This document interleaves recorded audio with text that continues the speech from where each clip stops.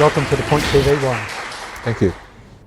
So risk management, why is it so important to those who are developing large or complex engineering and construction projects?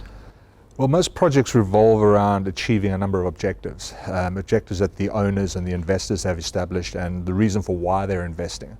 So risk management is a means to understand what are the threats and opportunities that may impact our ability to achieve those objectives and then control them appropriately. So the fundamental purpose of risk management is to try and keep the project on course towards meeting their objectives as the investors have set them. Mm-hmm. So essentially it's about improving decision making to improve the outcome for investors? Decision making is one part of it, of course. I mean, the whole project control world revolves around making adequate decisions. But it's also about the speed of decision making, the amount of information that is available to make the appropriate decision making. So it's not just the decision making itself, it's all the contributing aspects that allow an effective decision to be made. Okay, so a lot's been said about an organisation's culture. So what sort of an impact, if you wanted to engage in risk management, if you wanted to do it at an appropriate level for your project or program, how does the organisation's culture play with that? Well, culture in its simplest definition, it's the way we do things around here. So if risks emerge, your culture will determine how we deal with that risk, how seriously we take that risk, how much accountability and ownership we adopt for actually establishing controls or dealing with that risk.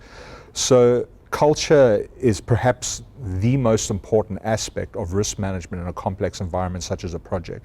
Without culture, there's just going to be no proactivity, no accountability, no empowerment, no desire to actually even deal with the risk. And it's quite possible that risk will come and go without anybody even paying attention. Okay, so in terms of having a consistent approach, I've heard the term risk appetite and how that impacts the way an organisation will deal with a risk. What is risk appetite and how would one identify their own risk appetite? Well, the technical definition for risk appetite is how much tolerance or how much we're prepared to bear in pursuit of our objectives. If we were to break that down a little bit more, it's how much we're actually prepared to invest in achieving our objectives. So investment could be money, time, resources, effort. How much are we actually prepared to put on the line to achieve that objective? The other angle around risk appetite, which is not thought about so much, is the innovativeness or the amount of disruption we're prepared to take on board in order to achieve these objectives. So it's not enough to look at risk appetite as just investment. We also need to look at it from how innovative or disruptive are we going to be in doing it? How far from the norm or how much are we going to deviate in order to achieve these objectives? Now, what makes it interesting in a project context is that by definition, every project is unique. They're an individual entity with so many moving parts and differentiators that even when we think projects are similar, at some level, they're different.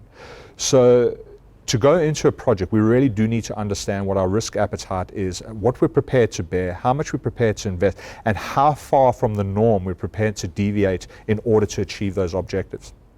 Okay, interesting. So I have a new project that I want to develop, very high risk. Very high opportunity to make a lot of money and return for investors. On the downside, also a risk that it could go pear-shaped and have some form of blowout or cost blowout. As an organisation, what should I do to ensure that we're able to deal with that risk, understand that risk and treat it as best as possible? Look, probably the first thing that we need to be aware of is that do we actually have the mechanisms and controls in place to identify that risk in the way that it needs to be identified. Most conventional forms of risk management are about establishing a context that allows us to identify risks in a timely and proactive manner. Once we've identified the risk, most conventional techniques will look at how to assess and evaluate, in other words, measure or quantify the risk, so we can then determine what the appropriate controls are. That is probably the traditional method. It's what most risk management practices are built around. The challenge that we have with that conventional approach, though, is that the more complex and uncertain a project becomes, the more impaired we are in our ability to identify and measure risks in a proactive manner. Some risks are identifiable, many risks are measurable, but not all of them. And the more complex the environment becomes, the more we have to acknowledge there are just simply things that we cannot identify or measure in a proactive manner. And we then need to have additional solutions, additional controls that allow us to control risk, not just the identifiable, forecastable, known risk, but also the non-identifiable, non-forecastable risk. So to answer your question, if we are in the luxury of being able to identify a risk, then that's great. We need to contextualize it, we need to measure it, quantify it, and determine what the most appropriate controls are. But the key to risk management in highly complex environments is also acknowledging there's a lot of uncertainty, things that we cannot predict, things that we cannot forecast or measure, and we also then need to have controls and solutions to deal with those kind of risks as well. Okay, so I've been on a lot of projects where there have been risk registers kept, so project engineers know how to do that simplistic form of risk management. Where would we find the right people if we were in a complex environment to manage risk appropriately, particularly some of that complex risk that you described? Right. So if we take a bit of complex systems theory and apply it to risk management, what we learn from complex systems is that they're very agile, very adaptive, continually evolving type environments. Therefore, the control solutions that we bring on board need to be equally agile, equally adaptive, equally evolutionary. So one of the things that we're learning from complex systems theory is that risk management really is about timely intelligence, getting feedback and signals in a real-time basis so that we can make quick, adaptive, responsive decisions. The challenge that we have with risk registers is that they tend to be very static. We identify a risk, we log it, we measure it, maybe we spend some time contextualizing it, we might develop some reports, document it, get it out there, maybe ask some experts to have a look at it, develop a control solution. It's a very systematic step-by-step approach, which is fine for a rational ordered environment. But in complex adaptive environments, there's just too much lag time in getting from here to there and trying to find a solution in an environment that is continually shifting and changing and moving around. So what we're learning is that in such environments, when they're highly adaptive, highly erratic, highly unpredictable, we need to establish controls that allow us to gather intelligence, information, data on a real-time database, allow us to conceptualize, evaluate that data on a real-time basis, and bring in controls and responses on a real-time basis. So, if there's only one learning that you take away from complex systems theory and highly risky environments is that all risk management must be in real time, it must be adaptive, it must be agile, it must be responsive. And this is the challenge we have with traditional risk methods, is that they tend to be very static, systematic, step-by-step approaches, which, as I said, is fine for rational ordered environments, but in complex adaptive environments, it has to be significantly more agile, significantly more real time than just risk registers as such.